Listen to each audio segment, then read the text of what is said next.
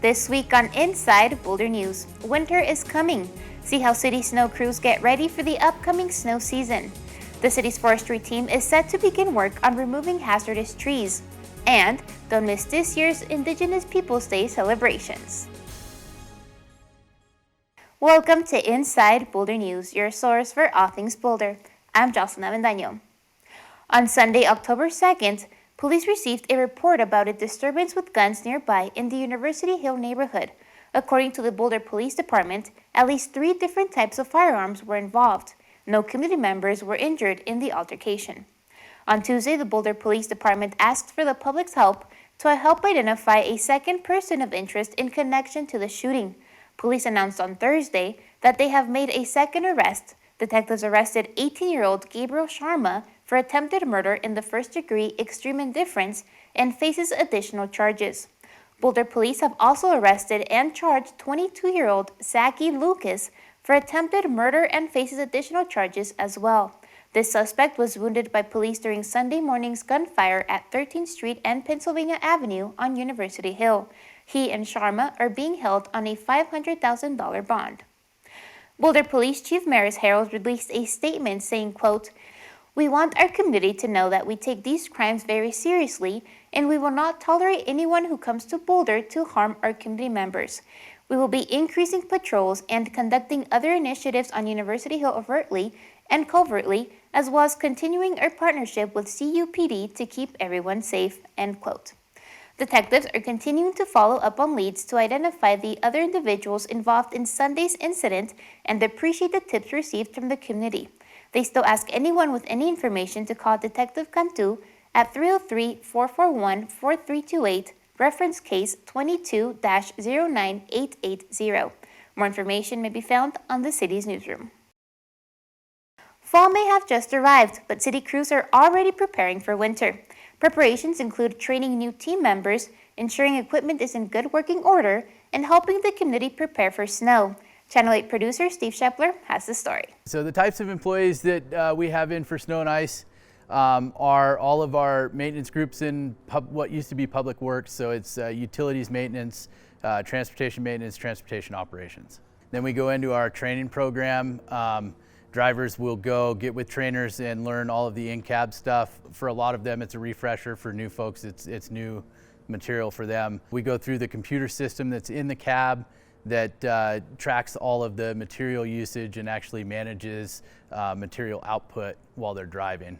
And then we go through some of the safety items, loading, unloading trucks. Many of our trucks are slide-in sanders, so we teach each operator how to safely load and unload those into the back of the truck, and then also how to hook up and dismount a plow on the front of the truck.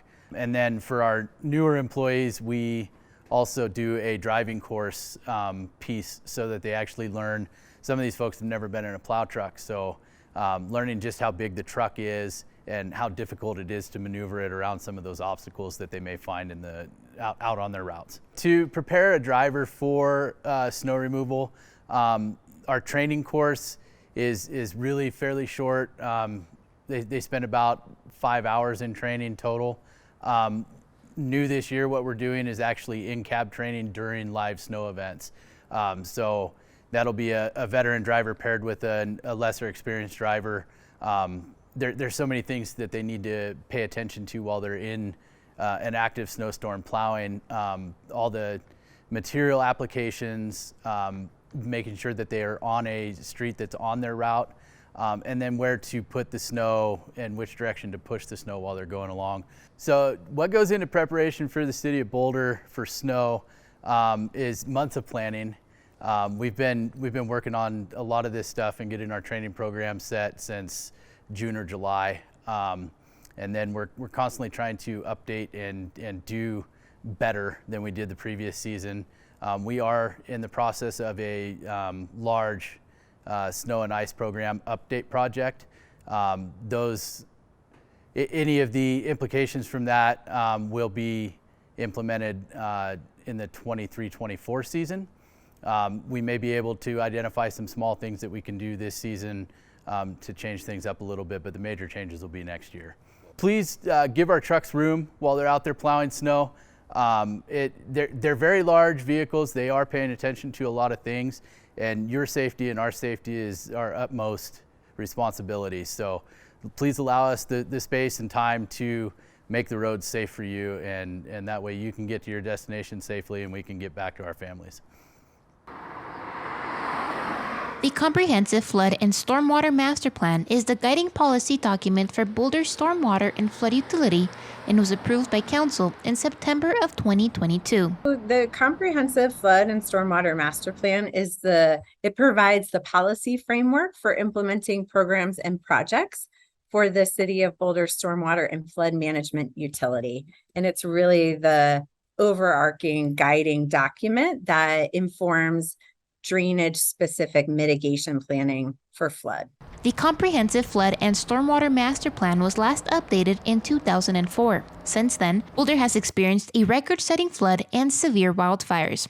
The adoption of this updated master plan will consider how to address the potential for the increasing severity and frequency of extreme weather events. There's a lot of demands for flood and storm in the city. We're the #1 flood risk in the state. So it really gave us a chance to be thoughtful about how to align our efforts with the community and to carry that through as we implement these projects and programs in the next future. One of the most important outcomes of the plan is the establishment of the project prioritization framework, as it gives the city a mechanism for taking large capital improvement projects in flood and gives an objective way to say which one goes first.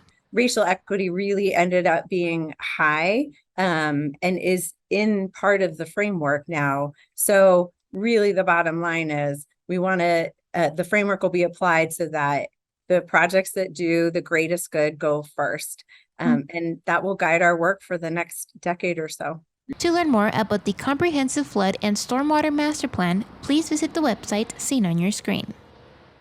Starting next week, the city's forestry division will be working on removing emerald ash borer infested ash trees along the Boulder Creek path next to Boulder High School. Other tree work taking place will include performing necessary tree pruning and hazardous tree removal. The path will be closed from Monday, October 12th through Monday, October 19th from 9 a.m. to 4 p.m.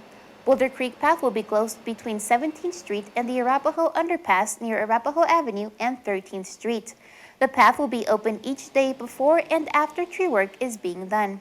Detours and signage will be in place for pedestrians and cyclists who should take 17th Street and or Arapahoe Avenue around the tree work. This tree work includes the pruning of various trees and the removal of ash trees impacted by the emerald ash borer beetle. EAB, an invasive wood-boring beetle, attacks all North American ash trees not protected by pesticides. Now present in 35 other states, EAB has killed hundreds of millions of ash trees over the past 2 decades. Forestry staff manage approximately 51,000 public trees in city parks and street rights-of-way. They are committed to maintaining a healthy and safe urban forest as well as preserving an extensive and diverse tree cover for future generations. While the city is doing everything it can, it is only responsible for the trees on public grounds like parks and the city rights-of-way that have trees. For a list of homeowner resources for trees on private properties, please visit the City of Boulder's webpage at the website seen on your screen. The City of Boulder recognizes that many of us who enjoy local lands today are not the original inhabitants. Each of us has benefited from a history that, sadly, has included oppression, forced relocation, and violence. As part of an effort to recognize and learn from this history, the city is proud to participate in Indigenous Peoples Day celebrations, which start on October 8th. The annual celebration aligns with a national effort to recognize and honor the culture and contributions of the original inhabitants of North America on a day that for the past 88 years has been observed as Columbus Day. In 2016, the City of Boulder became the 14th city in the U.S. to adopt National Indigenous Peoples Day.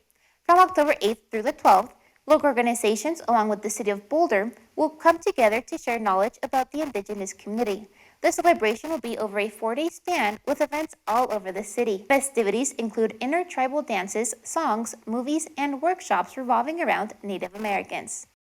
The city acknowledges that those now living on these ancestral lands recognize that harm was done and acknowledge that we have a shared responsibility to forge a path forward to address the past and continuing harm to the Indigenous people and the land.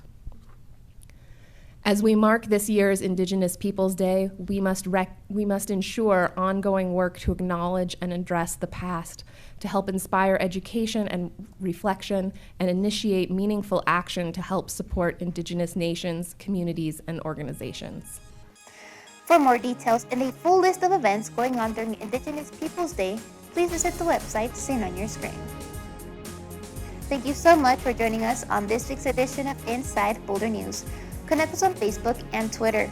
You can also sign up to receive video updates right in your inbox. Just go to boulderchannel8.com and click on subscribe. And be sure to check out the city's online newsroom for the latest city news. We'll see you next time.